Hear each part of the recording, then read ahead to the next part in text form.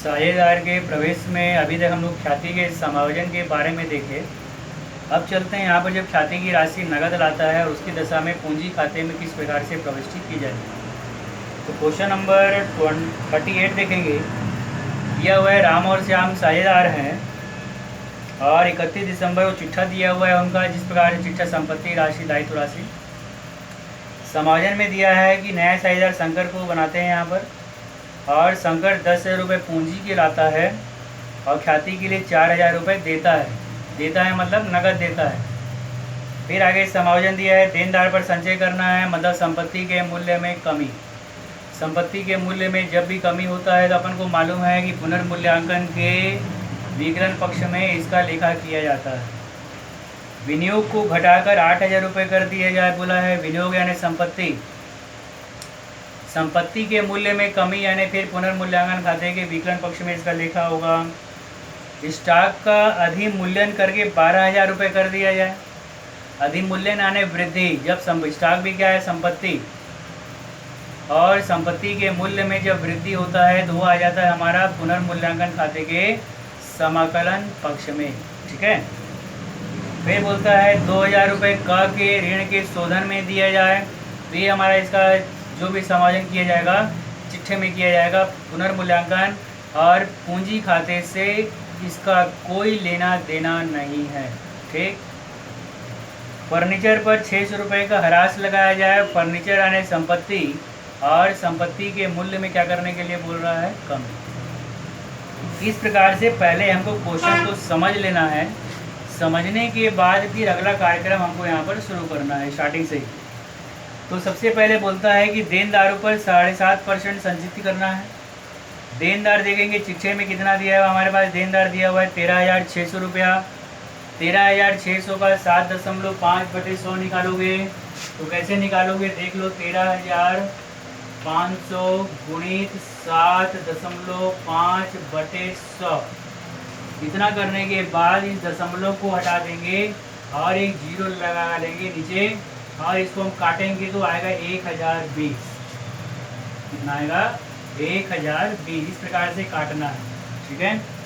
फिर देखिए आगे उसी में क्या बोला है। देनदार पर संचय के बाद विनियोग को घटाकर 8,000 रुपये कर दिया जाए। तो विनियोग को कितना था, विनियोग हमारे पास कितना था पहले अपन इसको कहाँ देखेंगे, चिट्ठे में देखेंगे। चिट्ठे का मूल्य में दिया है विनियोग 10,000, घटाकर कितना कर दिया जाए बोलता है 8,000। तो कितना कमी हो गया इसके मूल्य में, 10 और 8 दोनों का अंतर निकाल लेंगे तो अंतर कितना आता है हमारे पास 2,000।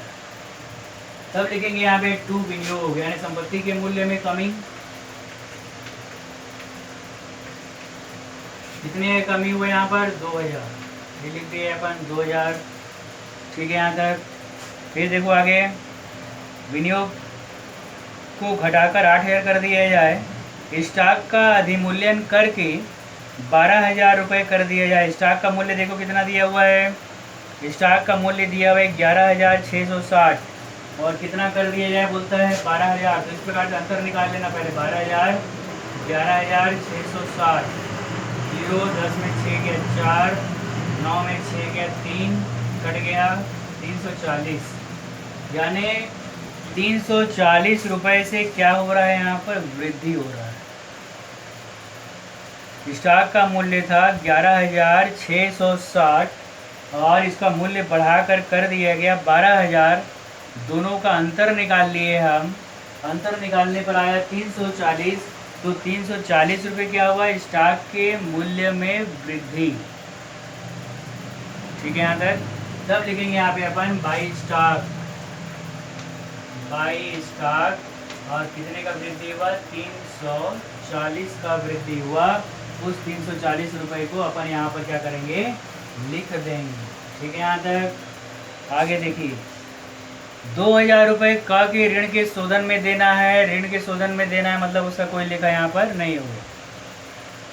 फर्नीचर पर 600 रुपये का ह्रास लगाना है। संपत्ति के मूल्य में कमी निकाल कर दे दिया है, इसलिए अलग से हमको कुछ भी करने की ज़रूरत नहीं है। सीधा लिख देना यहाँ पर टू फर्नीचर पर ह्रास।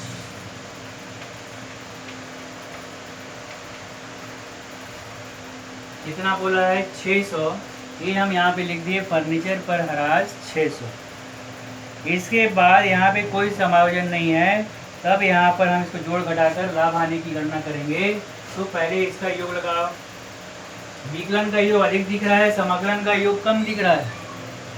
जब भी विकलन का योग अधिक होगा और समाकलन का योग कम होगा तो विकलन में से समाकलन को घटाने पर हानि, और समाकलन का योग अधिक होगा तो घटाने पर इधर लाभ। ये मालूम है आप सभी को। जोड़ते हैं इसको तो ये हो जाएगा 2000, 1000, 3620। कितना हो जाएगा ये 3620। और आंसर कर लेना रफ में। 3620 में 340 घटा देना 0, 12 में 4 गया 8, 5 में 3 गया 2, 3280। कितना आता है ये हमारे पास 3280। तो यहाँ पे लिखेंगे अपन भाई लाभ हानि।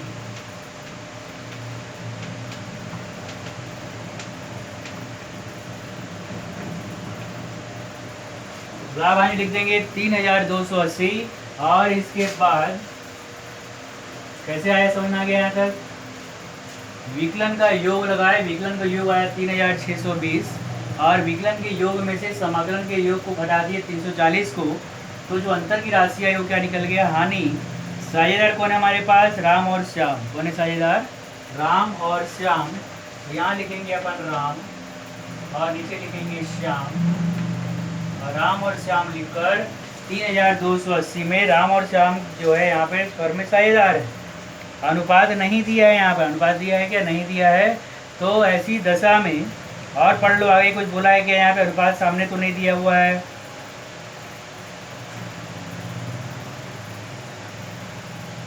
कुछ नहीं दिया। तो ऐसी दशा में जो भी लाभ हुआ है या जो भी हानि हुई है उसको बराबर बराबर बांट देंगे। तो 3280 को राम और श्याम के बीच में बांटते हैं तो कितना आएगा ये 2 के बीच में। तो 2 से भाग दे दो, 2 एकम 2, 1 12, 2 छक्के 12, 2 चौक 8, 1640 1640। और इस प्रकार से इसका योग हम लगा देंगे 3620। कोई अनुपात न देने के कारण पुराने साझेदारों के बीच, ये अपने दिमाग में रखना है कि अगर कोई अनुपात दिया है तो ठीक है, पूंजी अनुपात लिखा है तो ठीक है, लेकिन अगर कोई अनुपात नहीं दिया है तो ऐसी दशा में जो भी लाभ होगा या जो भी हानि होगी वो साझेदारों के बीच में बराबर बराबर बांट दिया जाएगा। ठीक है, आगे बस में यहाँ तक सभी को। तो इस प्रकार से क्या बनाते हैं अपन पुनर्मूल्यांकन खाता। और फिर देखेंगे इसके बाद अपन इसी के आगे कि अपन पूंजी खाते को किस प्रकार से बनाएंगे। पूंजी खाता आप लोग देख चुके हो, फिर एक बार देखते हैं कि पूंजी खाता अपन किस प्रकार से यहाँ पर बनाएंगे। तो देखिए पूंजी खाता। पूंजी खाता बनाने से पहले अपन कॉलम बना लेंगे यहाँ पर विवरण राम श्याम शंकर, फिर विवरण राम श्याम शंकर, विकलन और समाकलन। ठीक है, सबसे पहला काम समाकलन साइड बाई शेष लाया गया।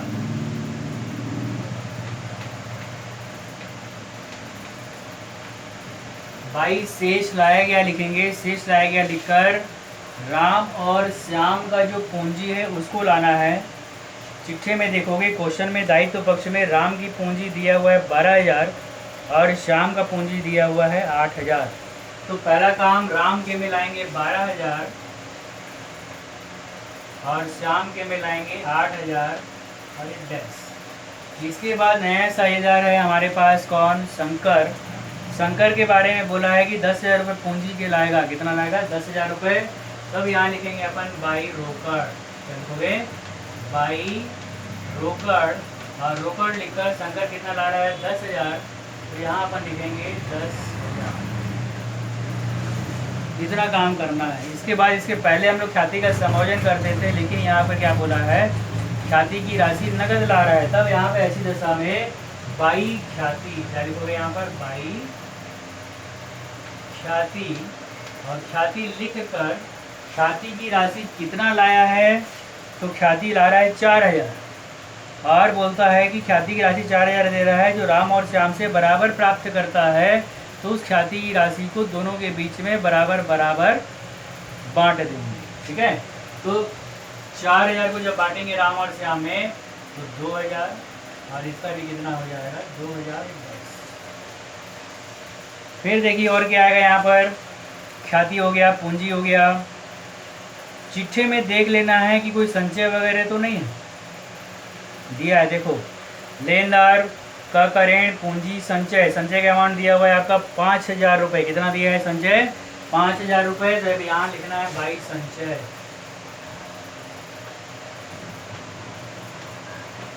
पाँच हजार को दोनों में बांट देंगे, 2,500, 2,500। संचय से नए साझेदार का कोई लेना देना नहीं, और संचय हमेशा पूंजी खाते के समाकलन पक्ष में ही बढ़ता है। इस बात का हमको यहाँ पर ध्यान देना है। तो राम और श्याम बराबर है, इसलिए दोनों के बीच में संचय की राशि को बराबर बराबर बांट दिया गया है। इसके बाद पुनर्मूल्यांकन पर हानि निकला है, तो यहाँ लिखेंगे टू पुनर्मूल्यांकन पर हानि, टू पुनर्मूल्यांकन।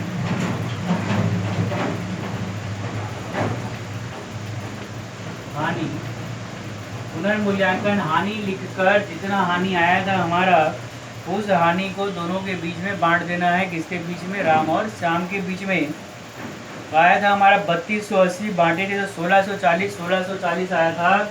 तो राम 1640 और श्याम भी 1640, शंकर को कुछ नहीं। पुराने साझेदार को ही लाभ हानि में हिस्सा मिलता है, नए साझेदार का उस लाभ हानि से कोई लेना देना नहीं होता। ठीक, और देखते हैं क्या आएगा यहाँ पर, और कोई आने लायक मजे नहीं है। अब अपन इसका योग लगाएंगे, योग लगाकर बैलेंस निकालेंगे। तो सबसे पहले समाकलन का योग लगाइए, जहाँ अमाउंट अधिक दिखता है, जहाँ भी अमाउंट जिस पक्ष में अधिक दिखता है, पहले उधरी का योग लगाते हैं और फिर कम को घटाकर बैलेंस निकालते हैं। तो यहाँ पर समाकलन का योग अधिक दिखता है, जोड़ते हैं इसको अपन। तो 12,000, 2,000, 14,000, 14 और 2 16,500। कितना आता है इसका योग? 16,500। इसको जोड़ते हैं अपन यहाँ पर, तो 8,000, 2,000, 10,000, 10 और 2 12,500। ये आता है 12,500। इसको जोड़ते हैं तो ये कितना आता है? 10। अब यहाँ 1640 कुछ नहीं, तब यहाँ पे लिखेंगे अपन टू शेष ले जाया गया। 16,500 में से 1640 को घटाएंगे। 16,500 माइनस 1640, 0 10 में 4 गया 6, 4 14 में 6 गया 8, 5 में 1 गया 4, 14,860। तब इसको लिखोगे यहाँ पे 14,860। दूसरे का फिर वैसे ही निकालेंगे अपन। दूसरे का कितना है? 12,500।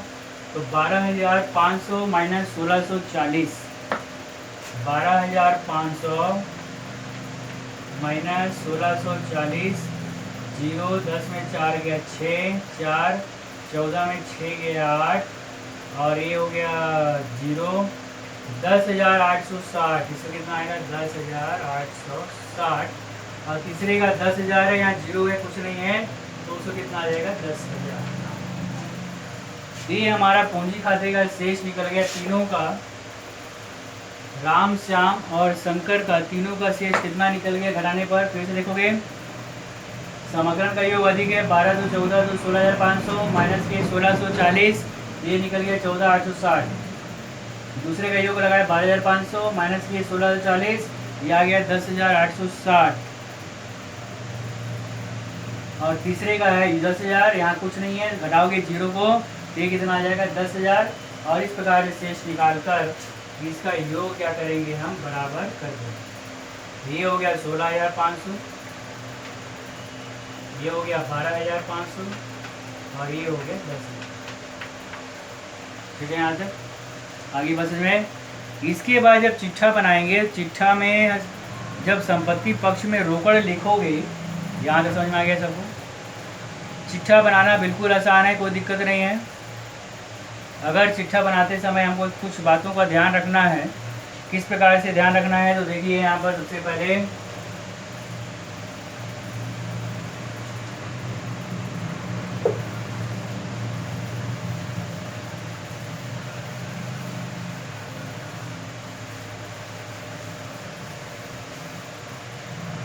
चिट्ठा बनाते समय सबसे पहले दायित्व पक्ष में लिखेंगे अपन पूंजी।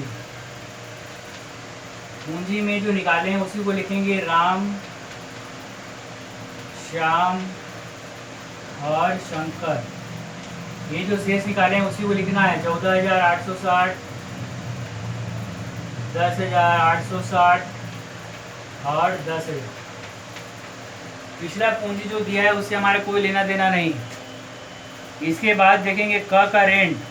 क का ऋण कितना दिया है देखोगे क्वेश्चन में। क का ऋण दिया हुआ है 16,960। कितना दिया है क का ऋण? 16,960। तो यहाँ लिखना क का ऋण 16,960 माइनस दे कितना दिया गया उसको 2,000। तो यहाँ लिखना 16,960 माइनस 2,000। 16 में 2 जाएगा तो कितना बचेगा? 14। तो यहाँ लिखना 14,960। क का ऋण जितना था उसमें 2,000 रुपये क का ऋण के भुगतान में दे दिया गया है बोला है, तो उसको माइनस करके शेष राशि को लिखना है। ठीक है, ये बाकी जैसे करते थे वैसे ही। संपत्ति पक्ष में क्या करोगे? सबसे पहले लिखोगे रोकड़। रोकड़ में जो अमाउंट सबसे पहले संपत्ति पक्ष में दिया हुआ है तुम्हारा 2,200, उसको ले लेना।